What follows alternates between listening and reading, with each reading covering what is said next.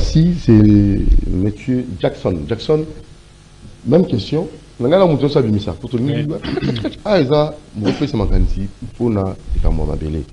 Mon lipanda, aujourd'hui, 64 ans après, j'ai remis tout là. Toujours qu'il y a du bosso, tout au fond de Sikamoko. Alors, on y est tout ça la peau, tout quoi que le baït, 64 ans après, RDC vraiment, pour connaître l'évolution. Merci beaucoup pour cette question pertinente. Alors, moi, je m'inscris en faux sur pas mal de questions que mon co-débatteur Otiko Tombola en ce lieu. Pourquoi? Parce que paradoxalement, à tout ce qui a été... 64 ans après, tout oui, pays, Liboso, tout aux ici. J'en viens.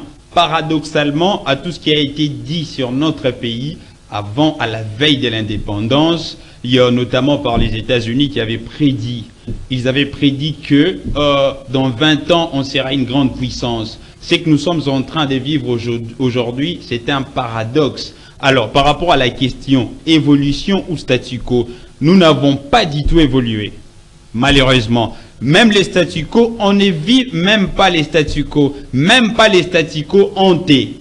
On n'arrive même pas à revenir sur les statu quo hantés. Alors, par rapport à ce que mon co-débatteur était en train de dire, je crois qu'on doit dépersonnaliser les débats lorsqu'on parle du développement de notre pays. Voyez-vous, dans 64 ans, nous sommes en train de vivre aujourd'hui une situation, allais-je dire, catastrophique. Pour revenir un peu sur ce qu'il était en train de dire, vous savez, dans ces pays, lorsqu'on a pris l'indépendance, on était plus riche que l'Afrique du Sud, notre pays.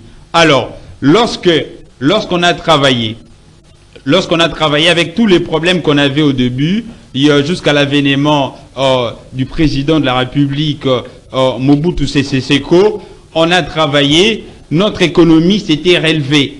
Alors, après, dans ces pays que vous voyez, que personne ne vous dise, oh non, c'est que vous voyez, ça a commencé aujourd'hui pour chercher à tenir des propos dithyrambiques à l'égard des X ou Y personnes. La majorité des professeurs qui nous enseignent ici, ils ont étudié avec des bourses à l'UNIKID.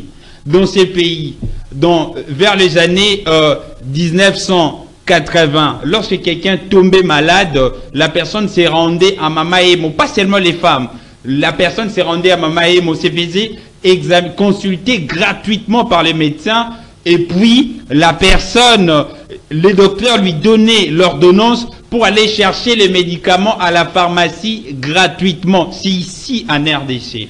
Alors, s'il faut parler de la respectabilité sur la scène internationale, ces pays étaient respectés d'une manière exceptionnelle.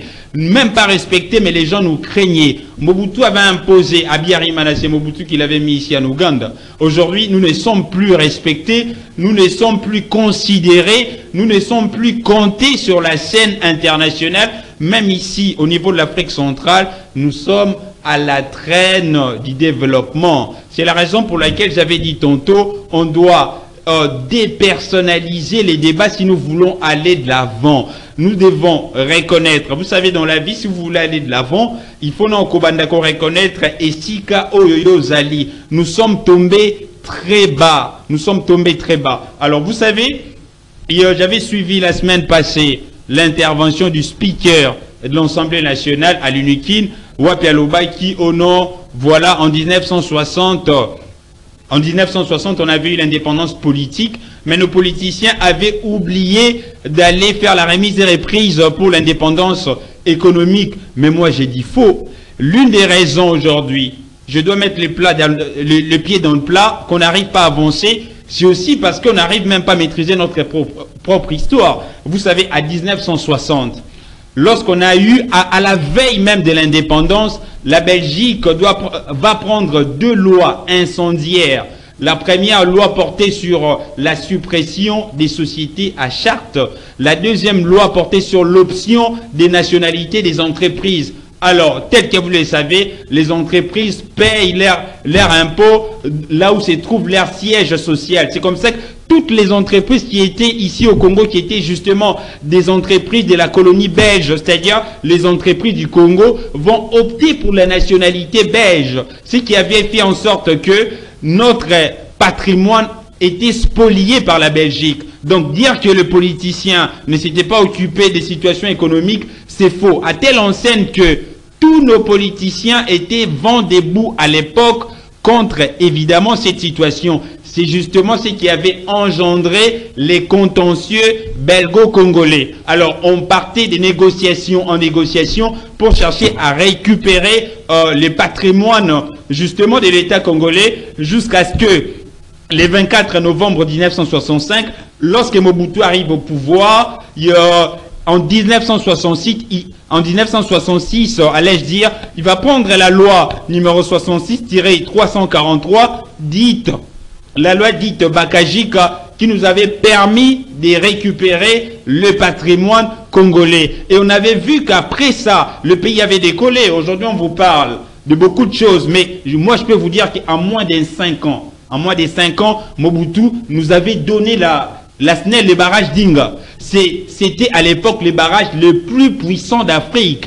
Et ça nous faisait respecter de partout. C'est comme aujourd'hui la Chine avec les barrages des Trois Gorges. Donc, dans 5 ans, Mobutu avait fait beaucoup de choses que jusqu'à ces jours, on n'arrive pas à faire malheureusement. C'est comme ça que j'avais dit, il faut dépersonnaliser les débats. Ce pays était loin jusqu'à ce que Mobutu lui-même va aller faire la zaïrianisation en 1973, qui avait mis notre économie à genoux et qui était suivi justement de pillage de septembre 91 et de janvier 93, qui était venu mettre un terme à tout ce qu'on pouvait appeler l'économie congolaise. Alors, deuxièmement, le speaker nous avait dit que non, voilà, vous voyez, la Belgique nous aurait laissé un pays paradis. Je me suis dit, waouh, la Belgique ne nous a rien laissé. Désolé de vous le dire, la Belgique nous a rien laissé. Pourquoi? Parce que lorsque le Congo existait, la Belgique n'existait même pas. Lorsqu'on avait soi-disant, entre guillemets, découvert la RDC, la Belgique n'existait pas. Parce que l'Afrique a été découverte en 1434.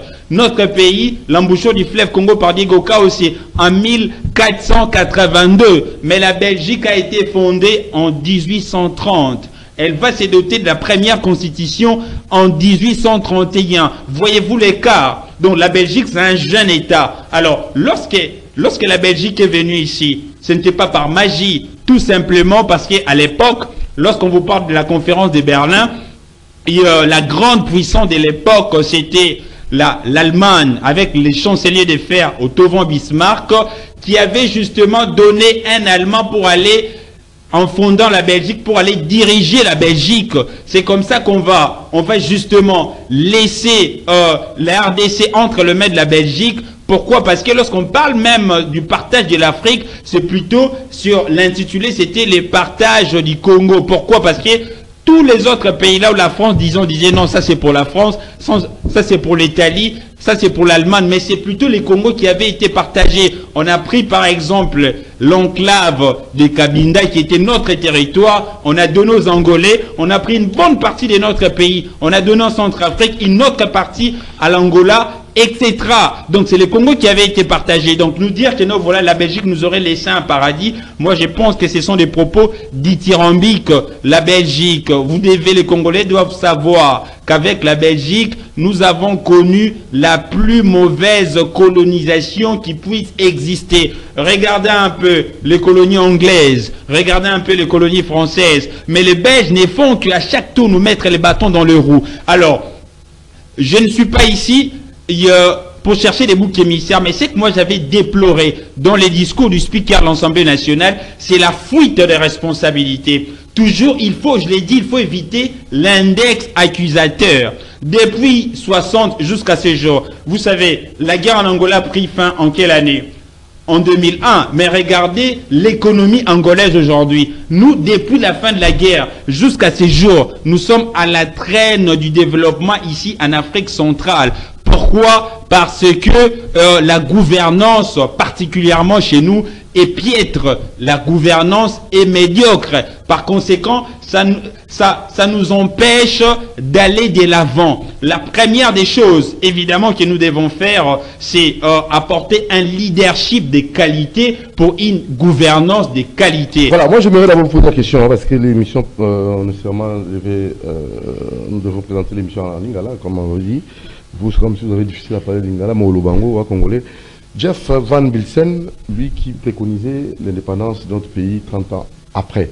Alors, il a trouvé que c'était précoce que nous puissions comme ça avoir l'indépendance. Alors, est-ce que vous admettez cela? Jeff Van Bilsen, le plan Van Bilsen, c'était vraiment quelque chose qu'on devait nécessairement suivre pour ne pas vivre toute cette réalité.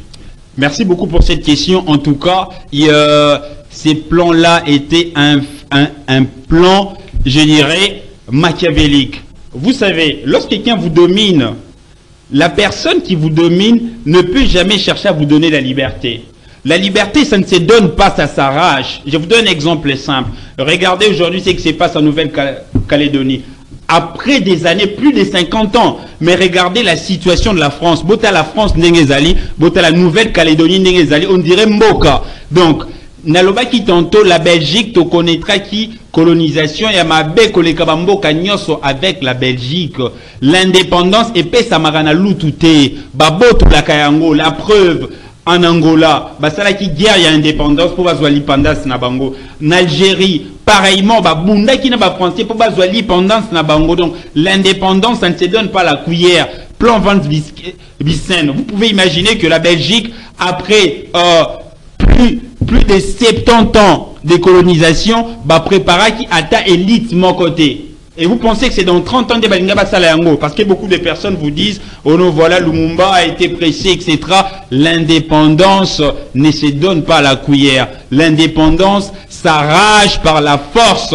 C'est comme ça que Lumumba avait dit, sans l'indépendance, il n'y a pas d'homme libre. Et la liberté, Moutazo Pimelo Bonsominayo. Et après 10 ans, je vous donne un exemple simple. Vous êtes chez vous à la maison, à côté de après un mois. Ceux qui osent la macasse, il faut après un mois. Yo kanisi vraiment raison au mutuana zo sepelati gananda kunayo, c'est pour votre intérêt. Non, il y a 30 ans on a balinga qui ba suffisamment, parce que n'oubliez jamais, c'est le Congo qui a construit la Belgique, c'est le Congo qui a construit une grande partie de l'Europe, c'est le Congo qui continue même à construire les États-Unis jusqu'à ce jour. Voilà, grâce